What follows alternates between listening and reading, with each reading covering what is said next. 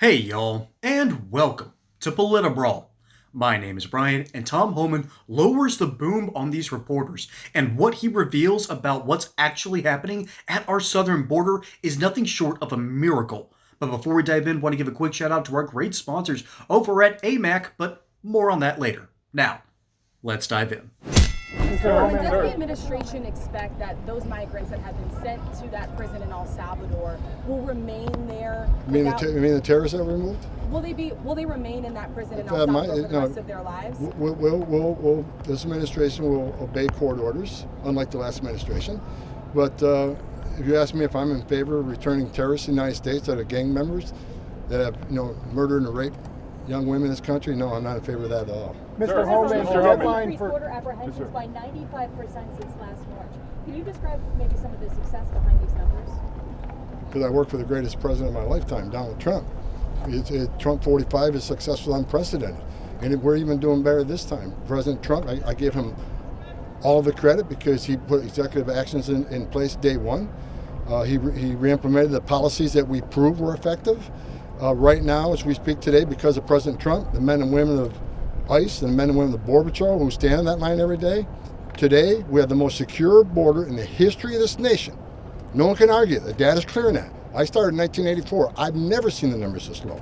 So again, the most secure border in the history of this nation, President Trump was able to do that in a matter of weeks, something that Biden administration didn't do in 4 years. Either wouldn't or couldn't, but we proved it didn't need legislation, didn't need all this other stuff that the last administration talked about.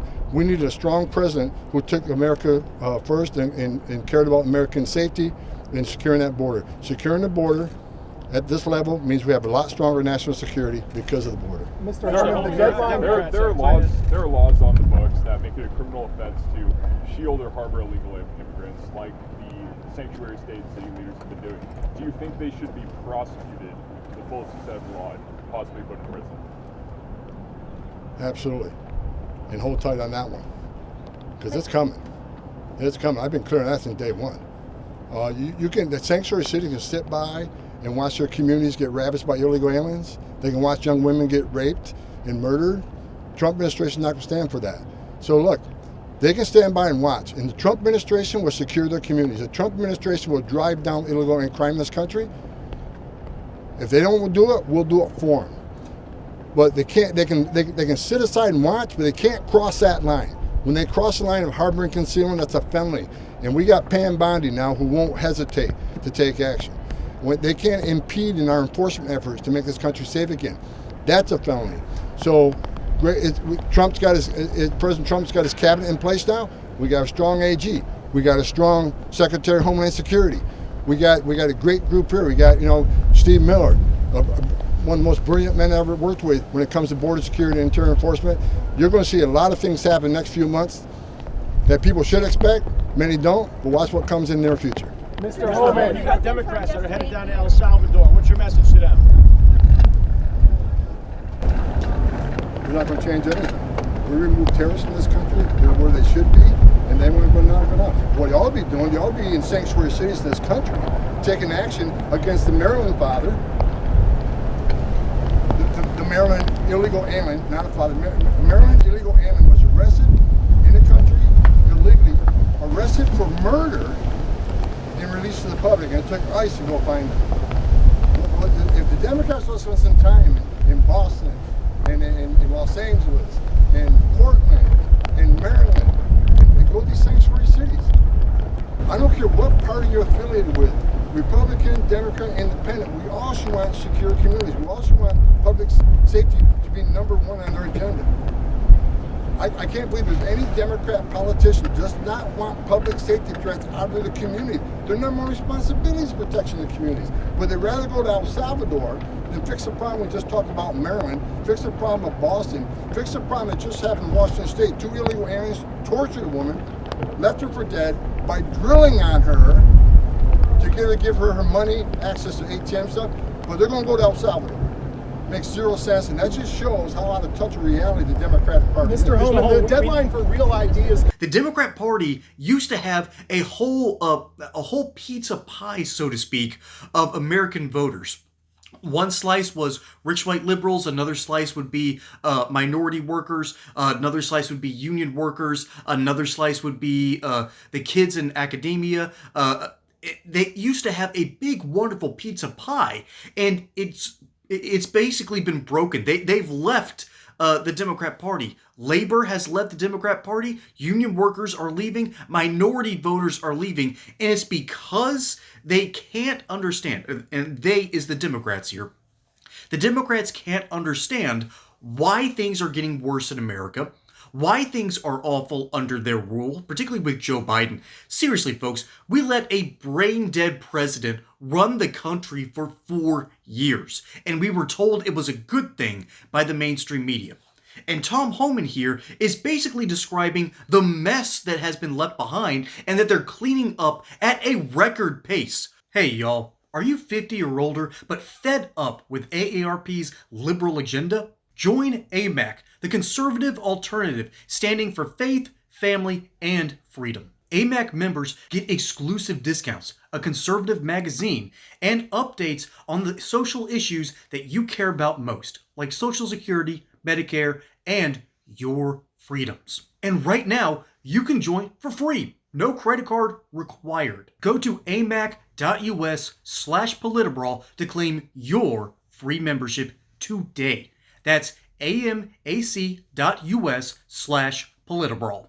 Folks, there is something that he brought up specifically about our southern border that, for lack of a better word, is nothing short of a miracle. Okay? That miracle has been this. In March, the Border Patrol data shows that about 7,180 southwest border crossings were recorded, a dramatic drop compared to the monthly average of 155,000 from the previous 4 years. 155,000. Let's do some easy math here. Let's lower it down to 100,000. 4 years, that's 48 months. 12, 12, 12, and 12. Okay? So that's 4.8 million illegal crossings during the Biden administration. Then add the 55,000. Let's lower that down to 50. You take half of 4.8. You're going to get about 7.2 million border crossings, and it's probably higher than that.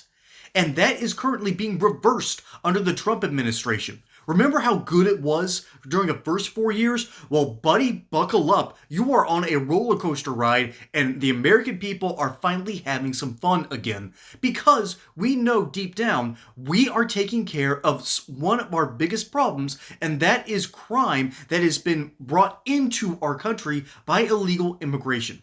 There are a multitude of different kinds of people who are here illegally.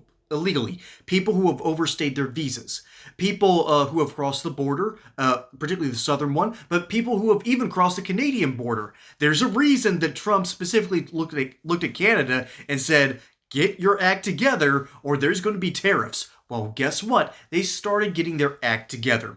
Funny thing happens when you actually start reminding the rest of the world who really runs things now, doesn't it? We're in the good timeline, y'all. We are. We're in the good timeline.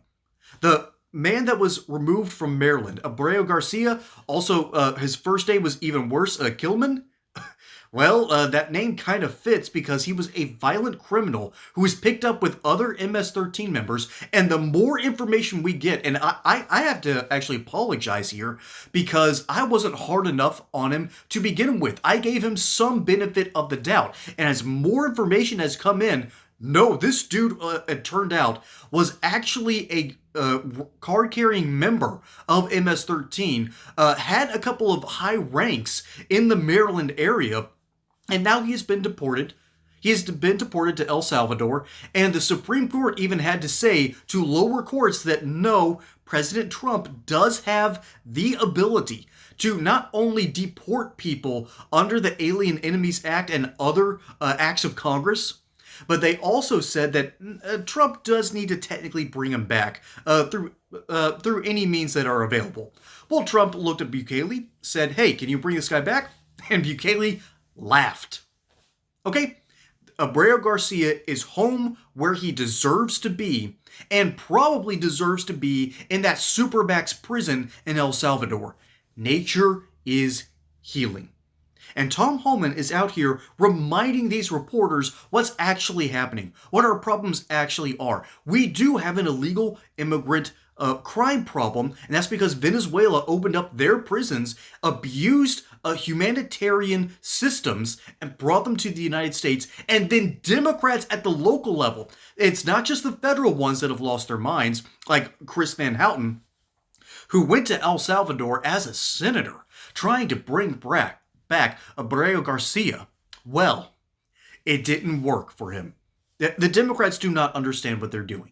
Their minds have been broken from decades of tripe from mainstream media outlets. These people do not understand up from down, and if they fell into a campfire, they probably would not know if their butts were on fire. Okay? These people are mentally broken. And at a certain point, you have to ask, is this good for the American people?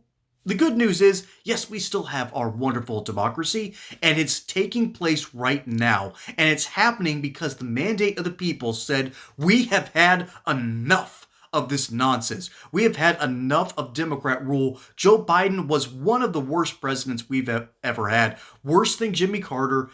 He probably won't pass James Buchanan, for letting the war between the states happen. But ultimately, history's going to look back at Joe Biden and wonder, how did the American people get to this point?